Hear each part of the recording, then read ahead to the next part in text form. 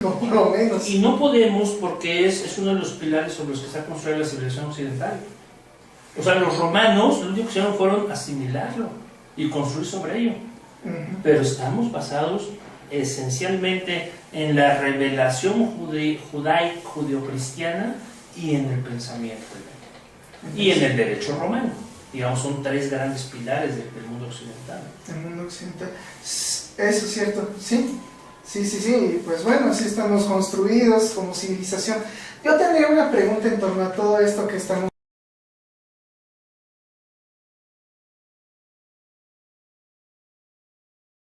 Le llama mi Señor y mi Dios. Y, o sea, ¿por qué le pueden llamar así? Así traducen. Ahorita vamos al griego y vamos a ver todas las posibles lecturas. Pero así se traduce normalmente. El Señor mío y Dios mío. ¿Por qué los judíos que seguían a Jesús no se les hizo como blasfemo llamar al Mesías Dios, ¿no? Es que mira, este es un enorme problema y digo, lo tocaste y vamos a desarrollarlo, pero no esperes que tengamos una respuesta al final de todo lo que diga. ¿Sí? O al menos una única respuesta. Okay. Hay varias y son alternativas. Entonces, lo primero, el esfuerzo intelectual por entender la revelación lo vamos a llamar teología. ¿Hecho? ¿Estamos de acuerdo? Okay. Pero además todos tenemos una teología particular, es decir, independientemente de que alguien se siente, escriba un libro, a ver quién lo lee, a quién le gusta, tú y yo y todo creyente posee una teología propia, entendiendo la teología propia como una forma de entender la naturaleza de Dios, las acciones de Dios, etc. ¿De acuerdo?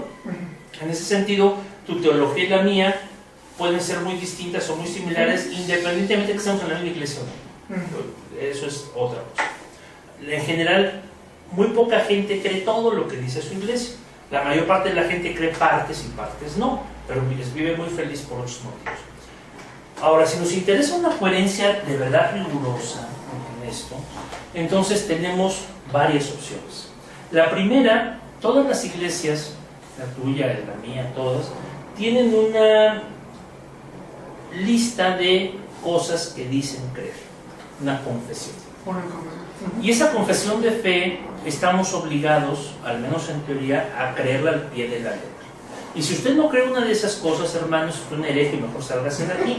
Normalmente cuando uno no cree unas cosas, mejor se queda calladito y no dice nada y se hace como que sí cree y todo el mundo feliz, ¿no? Pero vamos a suponer que sí las crees. Entonces eres un miembro en conciencia pleno de esa iglesia. El problema surge cuando esas confesiones fueron hechas no por ti, porque pues tú no puedes hacer una confesión, estoy seguro, la tuya, la de Bernardo, sino por alguien más. Y luego el problema puede llegar a ser más grave conforme exijo que alguien que no cree eso porque no lo entiende, no porque no quiera, sino porque no lo entiende, tiene que creer. Porque yo no puedo creer lo que no comprendo. Entonces, la divinidad de Jesús es un problema extraordinariamente complejo. Pero vamos a tomarlo y vamos a ver hasta dónde nos lleva en lo que yo te puedo colaborar.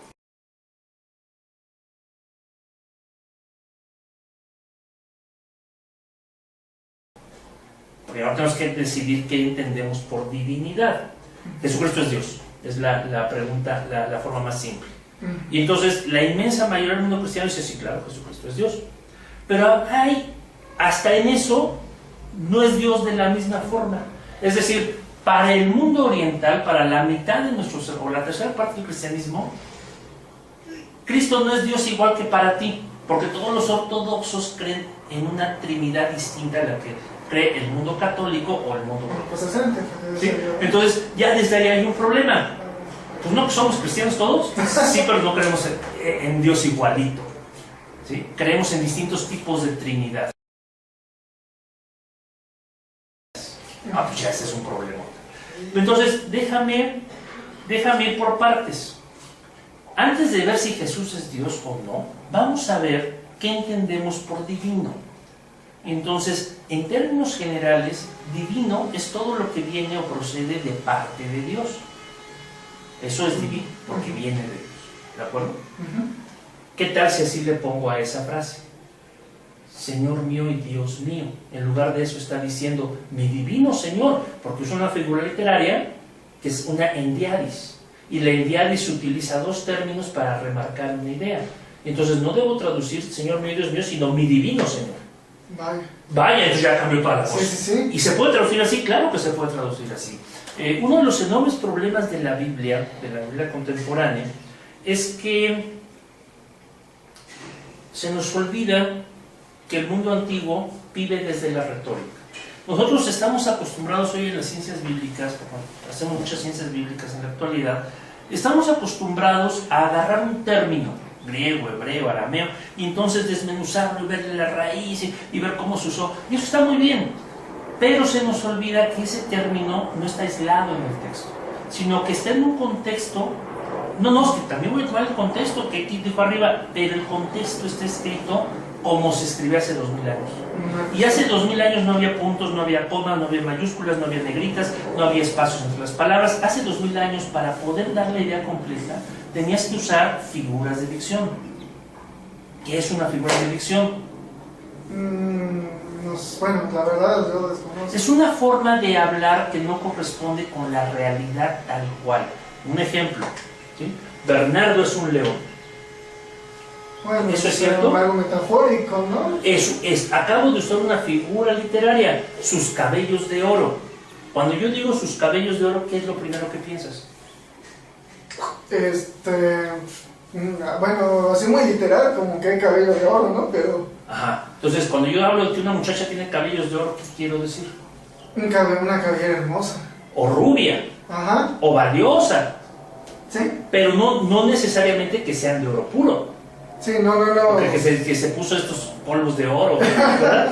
Pero fíjate cómo se presta a esos equívocos. Y en esta época, yo puedo decir chica fresa. ¿Qué quiere decir la chica fresa? Bueno, pues no que sea fresa, bueno, no, en el sentido de que... Literal, ¿cómo traducirías tú si fueras un chino, chica fresa? Si fuera un chino no tendría ni idea. Y que además no has venido a México y no sabes este modismo mexicano. Casi diría que literalmente una chica fresa, o sea... Una chaparrita, pecosa o muy roja, o que tiene un sombrero verde, o yo qué sé, ¿no? Que se parece a una fresa. Pero no estamos hablando de eso. ¿Qué queremos decir cuando decimos chica fresa? No, pues una persona muy engreída. Bueno. Para ti, para otra persona será otra cosa, ¿te fijas? Entonces, chica fresa puede ser alguien muy modosito o que es muy exquisito, hay una salud. Pero a lo que yo voy es que todas estas formas de expresión propias de México, esos gentilicios, están en la Biblia como orientalismos. Hay un montón de expresiones propias del Oriente. En todos lados, Antiguo y Nuevo Testamento, está plagado de eso porque fue escrita por orientales en una época oriental, dirigida primero para los orientales. Sí, señora que nos está viendo, también Dios la escribió para usted, seguro, pero originalmente los que la leyeron en idioma arameo, o en idioma hebreo, o en idioma griego, hace 2000 años o más. Y para ellos quería decir algo que quizá no quiere decir igual para usted. Por eso hacemos las traducciones. Entonces, retomemos el problema. Cuando yo estoy leyendo eso, no solo estoy lleno de orientalismos, estoy lleno de formas de decir las cosas que no son literales. Hay más de 200 tipos de figuras literarias en la Biblia, algunos con más de 40 variantes. Un solo hombre en la historia se ha encargado de armar algo parecido a un diccionario, que fue Ethelbert Bullinger, allá a finales del siglo XIX. Ustedes pueden ir a cualquier librería cristiana y compren su libro Figuras de Dicción usadas en la Biblia, de editorial CLIE. Y ahí van a tener apenas una embarradita, una probadita de lo que hay. Nadie ha estudiado todas, nadie ha publicado. Entonces, cuando yo desde esta época quiero leer ese texto, mi Señor mío y Dios mío, ¿cómo sé si Tomás está usando, o sea, cuando se escribe, cuando Juan escribe eso, está usando una figura literaria para remarcar que reconoce la divinidad, el aspecto de divino de Cristo, o está además diciendo que Cristo es Dios? No es fácil. Y de hecho es tan complejo que nadie te puede dar una respuesta si no decides aceptar otras suposiciones más. Del puro texto como está, podría ser un endiadis, podría ser literal y podría ser otras cosas cuando no da tiempo de eso. Pero en principio estas dos son muy... Es complejo. Claro que es complejo. Por eso cuando en su momento va caminando por ahí, ¿sí? El doctor Miguel Servet, y entra en Ginebra, y Calvino dicen que lo ven desde el púlpito y dicen, me lo agarran y lo a la cárcel y lo quemamos porque este es antitrinitario. Pues Servet está haciendo algo muy sencillo. Mira, tú que eres físico me vas a entender. Isaac Newton no creía en la Trinidad, por supuesto. Toda su vida trabajó en el Trinity College.